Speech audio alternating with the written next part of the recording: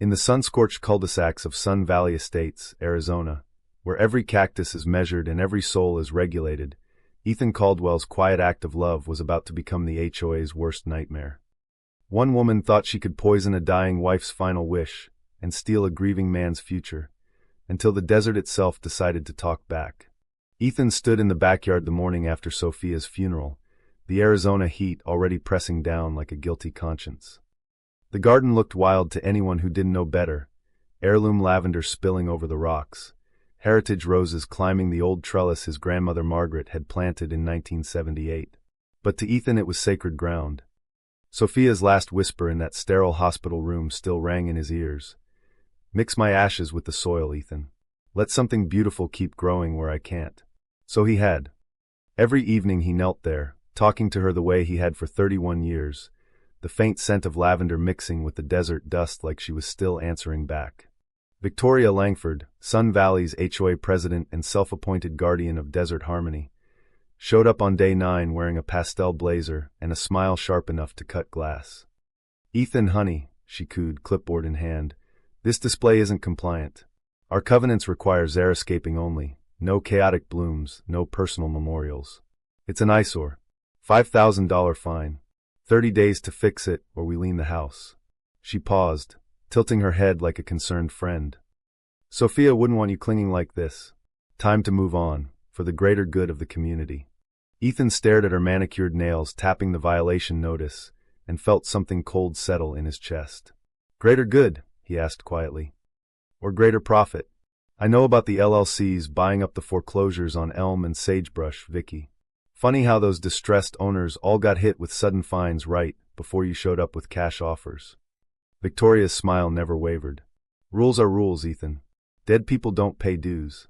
That night the roses started dying. Not from drought, from the community beautification spray Victoria personally oversaw the next afternoon. Ethan watched the petals brown and curl, the same petals Sophia had babied through chemo. He knelt in the poisoned dirt, fingers brushing the spot where her ashes had been gently worked in, and whispered, "She's still here, Vicky. You just declared war on the wrong grave." The harassment came in waves, each one dressed up as concern. Anonymous calls to Adult Protective Services claiming Ethan was unstable.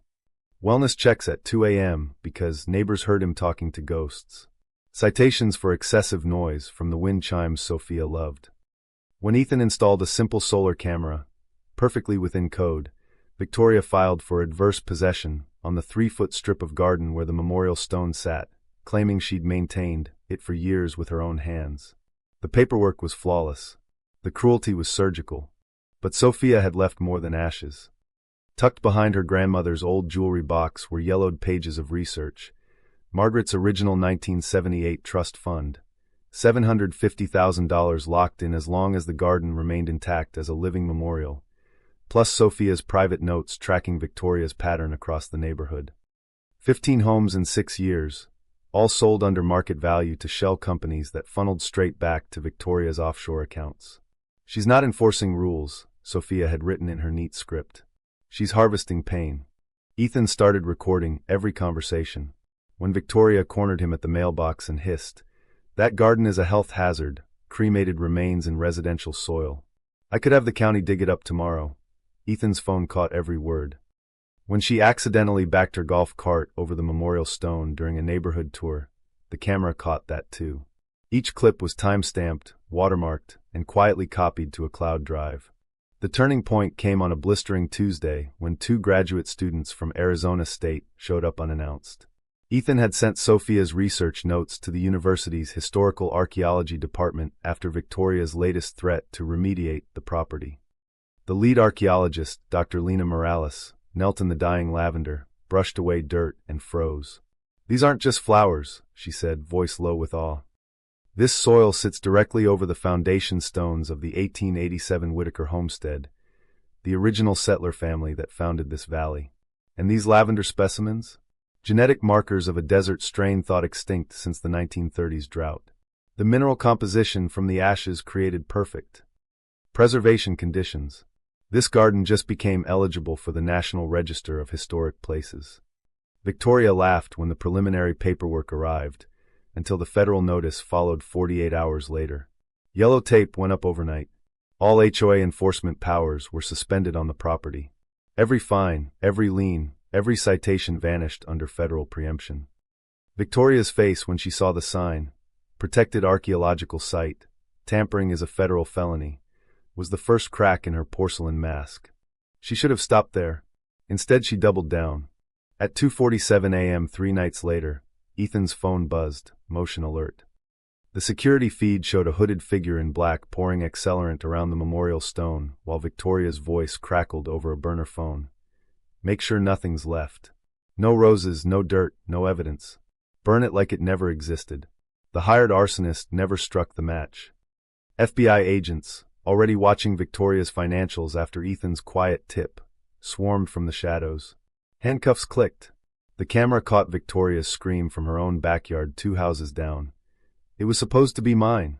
By sunrise, the whole street knew. Federal warrants unsealed Victoria's LLC web. $12 million in fraudulent property flips, elder financial abuse, mail fraud, and now attempted arson on a federally protected site. Neighbors who had stayed silent started talking. The widow on Sagebrush produced recordings of Victoria offering help right before her house was seized. The veteran on Elm showed bank statements of mysterious tax reassessments that only stopped when he sold cheap. At the emergency HOA meeting Victoria once ruled like a queen, she arrived in an orange jumpsuit flanked by marshals. The board, now under federal oversight, voted to dissolve the old covenants and adopt new ones protecting memorial gardens and vulnerable residents. Victoria's last words before they led her away were almost poetic. "I was only trying to keep standards high." Ethan stood in the garden that evening, federal tape fluttering like victory flags around the restored roses. New lavender shoots were already pushing through the soil Sophia had enriched. Dr. Morales had told him the ashes hadn't just preserved history, they had literally helped rare seeds survive. Love, it turned out, was the best fertilizer. 6 months later, Sun Valley Estates looked almost the same on the surface. But the signs were different. Historic district plaques gleamed on every corner. Tourism money from the new archaeological walking trail paid for senior programs and veteran gardens. And every evening Ethan still knelt by the stone, telling Sophia how the desert finally fought back. True or false? The HOA president was simply protecting community standards, or did she get exactly the karma she spent years planting? Drop your verdict below. And tell me, how far would you go to defend the one place your loved one asked to rest forever?